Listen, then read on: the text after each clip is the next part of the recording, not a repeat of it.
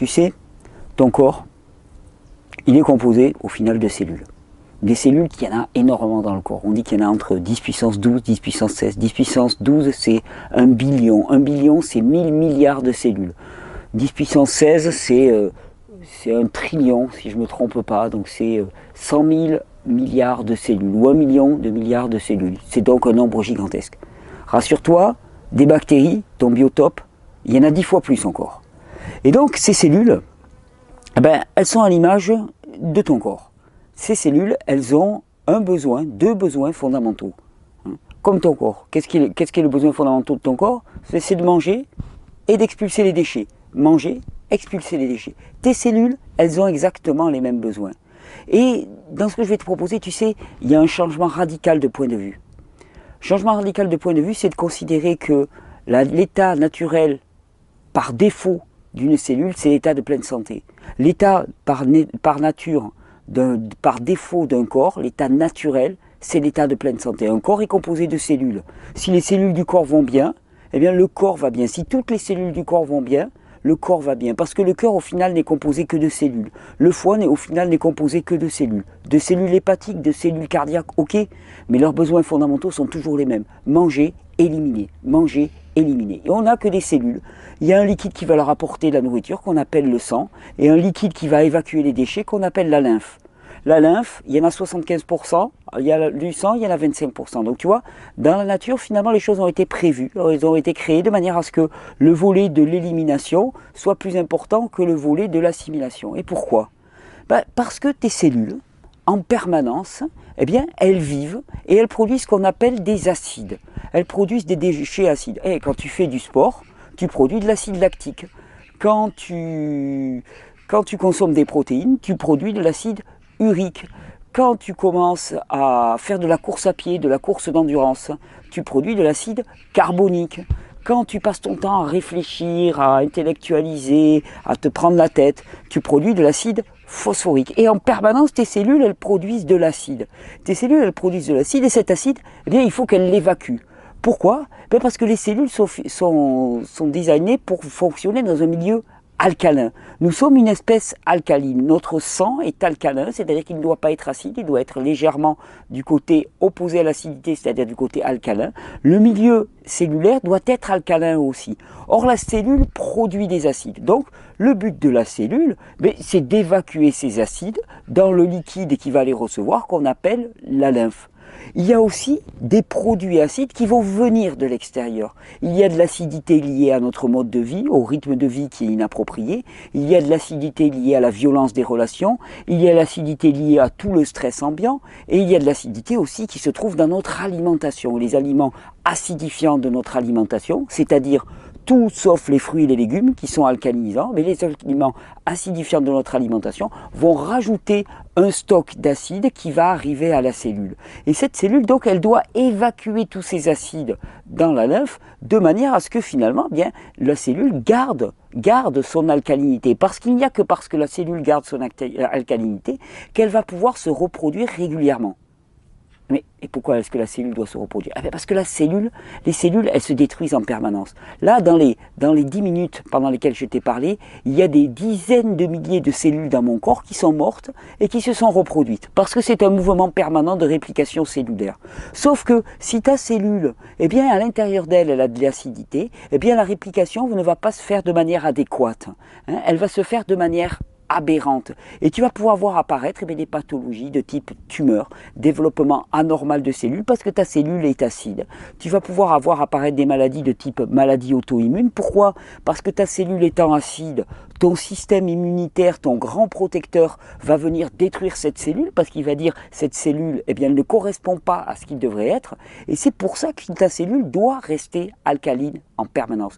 Le milieu qui entoure ta cellule doit lui aussi rester, eh bien, le plus dégagé possible, le moins encombré. Or, la cellule, elle baigne dans cette lymphe et elle éjecte ses déchets dans cette lymphe. Si les déchets restent dans la lymphe, commencent à stagner, eh bien, la cellule va être entourée d'un milieu de plus en plus épais, de plus en plus congestionné. Et qu'est-ce que ça va donner? Ça va donner que ta cellule, eh bien, elle ne va plus pouvoir être alimentée correctement. Elle ne va plus recevoir via le sang l'oxygène, les nutriments qui lui permettent de s'alimenter. Et ta cellule, elle va commencer à fonctionner de moins en moins bien, de moins en moins efficacement. Et quand c'est toutes les cellules d'un organe qui sont concernées par cette congestion, eh bien c'est l'organe qui va commencer à fonctionner de manière de moins en moins adéquate. C'est ton foie qui va commencer à avoir des difficultés, c'est ta glande surrénale, c'est ta glande thyroïde qui va commencer simplement à être étouffée dans cette congestion et à ne pas plus pouvoir fonctionner de manière adéquate parce que les cellules ne sont pas bien nourries.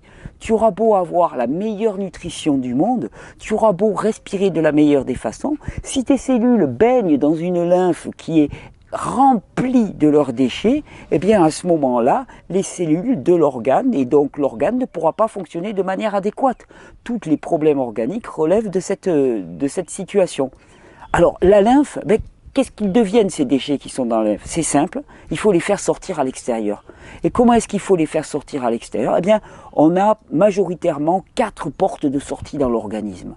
La première, certainement la plus importante, c'est les intestins, le côlon. Ton côlon, quand tu vas à la selle, eh bien ce sont des produits toxiques que tu fais sortir, c'est des déchets que tu fais sortir. Il y a l'urine, via les reins, la filtration rénale assure l'élimination des déchets. Il y a les poumons, qui exercent aussi une action de nettoyage. Et puis, il y a la peau. Il y a la peau qui permet de faire sortir les déchets. Ça te dit rien? Ah, eh oui, ta maladie de peau. Tes maladies de peau, ce que tu appelles des maladies. Alors tu vas voir, dans ce que je vais te proposer, il y a un paradigme, c'est-à-dire une idée de base de départ, c'est que l'état naturel du corps humain, et c'est la santé, c'est la pleine santé. Et que finalement, ce qui empêche cette pleine santé, c'est ce dont je viens de te parler, c'est la congestion globale dans le corps. L'accumulation de déchets qui fait que soit les cellules sont dans un premier temps mal alimentées parce que ces déchets vont venir encombrer le milieu qui entoure les cellules et les cellules elles sont asphyxiées, elles sont anémiées au sens propre du terme, quel que soit ton régime alimentaire. Si ton régime alimentaire n'est pas approprié, on va voir ça ensuite, à ce moment-là elles seront d'autant plus anémiées, mais même si tu as un excellent régime alimentaire, si tes cellules sont entourées de cette congestion, elles ne vont plus pouvoir respirer. Puis il y a un moment où elles n'arriveront même plus à éjecter leurs déchets, et là, à ce moment-là, eh bien, elles vont commencer à se transformer dans la multiplication cellulaire, il va y avoir des aberrations, et ton système immunitaire va les attaquer. Et donc finalement, elles doivent faire sortir leurs déchets coûte que coûte. Alors je te dis, elles les font sortir par les intestins, elles les font sortir par les reins, elles peuvent le faire sortir par la peau. Et ce que tu appelles maladie de peau, c'est juste une tentative de ton corps de faire sortir les produits. Il faut bien que tu comprennes que toute ta vie durant, il va y avoir des mécanismes dans ton corps qui vont lutter contre cet état de congestion, qui vont lutter contre cet état d'accumulation. Parce que tout pousse dans ton corps vers l'état de pleine santé. Il y a une propension du corps à aller vers la pleine santé et ce qu'on appelle régulièrement des symptômes, la fièvre, l'inflammation, les éruptions cutanées, les douleurs quelconques, ne sont que les manifestations de ce retour vers la santé. Attends, tu me parles là, tu me parles de fièvre, tu me parles d'inflammation, mais c'est les choses négatives, de boutons sur la peau. Et non, pourtant je t'ai dit que ta peau c'est un émonctoire, c'est par là que vont sortir les déchets s'ils ne peuvent pas sortir assez par les intestins et par les reins. Alors je te disais, finalement, eh bien, il y a de l'acidité qui s'accumule dans le corps, de par le fonctionnement des cellules, de par notre mode de vie, qui est effectivement notre mode de vie, ne respecte pas le rythme de vie physiologique, qui va causer une réaction de stress dans l'organisme, stress qui va créer des acides, qui est extrêmement acidifiante, et le sang ne peut pas devenir acide, le milieu cellulaire ne peut pas devenir acide, le sang ne peut pas devenir acide. Alors, il y a des mécanismes de régulation de l'acidité dans le sang.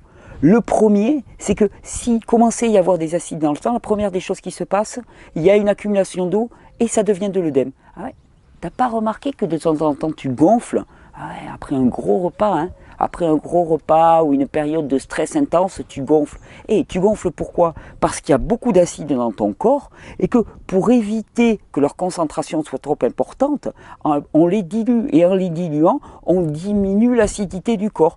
Donc, au niveau de tes reins, eh bien, il y a une hormone qui est produite pour bloquer le fonctionnement rénal, la filtration rénale, de manière à garder de l'eau pour diluer dans ton corps. Et puis, si tu passes à quelque chose de beaucoup plus physiologique, ton eau, tu vas l'évacuer, tu n'en as plus besoin. Le deuxième mécanisme régulateur, eh bien, c'est simplement de pomper tous les minéraux qu'il va y avoir dans ton corps, de manière à pouvoir neutraliser ces acides. Parce qu'un acide plus un minéral, ça va faire un produit neutre. Et ce produit neutre, il va pouvoir être ensuite évacué. Il sera moins agressif pour l'organisme. Donc, ton corps va venir prendre des minéraux, littéralement, dans tes tissus. Et les tissus vont être lésés s'il prend trop de minéraux. Et les tissus de tes artères en particulier, puisque c'est là qu'arrivent les acides dans le sang, c'est dans le tissu de tes artères qu'il va commencer à grignoter les minéraux. Et tes artères, eh bien, elles vont être de plus en plus poreuses. Et elles vont laisser passer du sang. Il va y avoir des phénomènes d'anévrisme et de rupture d'anévrisme. Épanchement sanguin. Et pour éviter que le sang il passe au travers de tes parois, parce que tes parois sont de plus en plus faibles, qu'est-ce qui va se passer? Ça va coaguler et tu vas avoir des caillots dans le sang. Ouais, ça te rappelle quelqu'un. Ouais, tu sais, celui qui a fait une embolie, là, le copain qui a fait une embolie, qu'est-ce qui s'était passé? Ces vaisseaux étaient tellement fragiles qu'il y a des caillots qui se sont formés dans le sang, sauf que ces caillots ont eux-mêmes empêché la circulation du sang. Et voilà comment on fait une embolie pulmonaire. Et donc ces minéraux sont pompés dans les artères, ils sont pompés aussi dans les os, ils sont pompés dans tous les tissus. Et tous les tissus du corps deviennent fragilisés parce que ce qui constitue la matrice des tissus du corps, ce sont les minéraux. Et si tu ne remplis pas ton corps de minéraux régulièrement, eh bien, tu vas vivre sur le stock que tu avais à ta naissance. Et donc toute notre vie, finalement, eh bien, nous consommons des minéraux. Nous avons des acides, nous recevons des acides. Notre mode de vie est acidifiant parce que la vie, l'action est catabolique. Catabolique, ça veut dire qu'elle détruit et qu'elle crée des acides. C'est normal. Et il s'agit de l'équilibrer avec une dose d'alcalinité, une dose de minéraux colossale. Il faut donc lui apporter une dose de minéraux colossale de manière à ce que ce processus de neutralisation des acides, acides qui sont inéluctables, acides extérieurs, acides intérieurs, eh bien de manière à ce qu'ils puissent fonctionner. Parce que sinon, si la banque est vide, eh bien tu ne pourras plus lutter contre les acides. Et là, l'acidité va monter à très grande vitesse dans ton corps et tu vas voir toutes les pathologies cellulaires apparaître très rapidement dans ton corps. Il y a un troisième processus qui se passe dans le corps finalement pour limiter ces attaques acides, c'est le stockage dans du gras, c'est-à-dire que ton foie en particulier produit un produit qu'on appelle le cholestérol, mais produit des tas d'acides gras qui vont venir dans le corps entourer littéralement ces acides, et puis comme on n'a pas le temps de les évacuer, ces produits acides, comme on n'a pas le temps de favoriser leur sortie par les portes de sortie, les intestins, les reins, la peau et les poumons dans une moindre mesure, on va les stocker, on va les stocker où? Au niveau des bourrelets, au niveau des cuisses, des fesses, un petit peu du ventre, les zones du corps qui travaillent le moins, là on va les mettre en stockage pour les traiter plus tard. Sauf que plus tard c'est quand? Plus tard ça arrive jamais. Plus tard ça arrive jamais et on se retrouve obèse. On se retrouve obèse, pourquoi? La plupart du temps par toxicité. Il suffit de diminuer la toxicité et tu perdras du poids naturellement, non pas en te privant.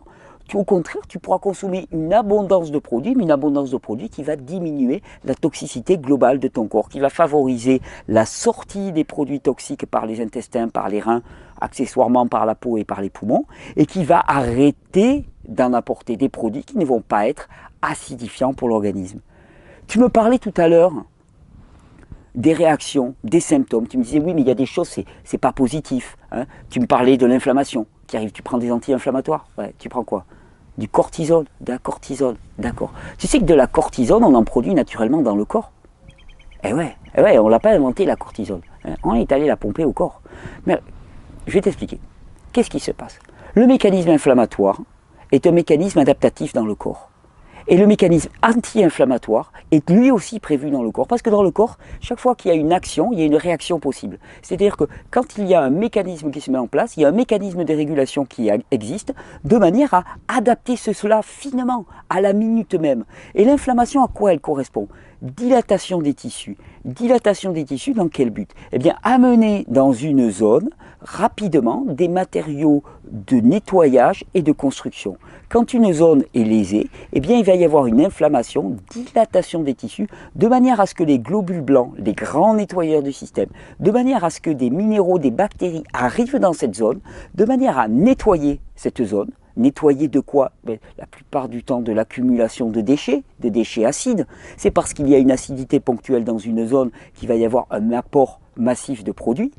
Et puis ensuite, nettoyer et renourrir. L'inflammation répond à ça. Sauf que l'inflammation, si elle devient trop importante, si elle si elle s'emballe d'une certaine manière, parce qu'il y a trop à nettoyer, eh bien elle peut être dangereuse pour les tissus eux-mêmes. Et donc dans le corps, il y a des glandes qu'on appelle les glandes surrénales, qui se trouvent juste au-dessus des reins. Et ces glandes surrénales, elles produisent une hormone qu'on appelle, qu'on appelle le cortisol.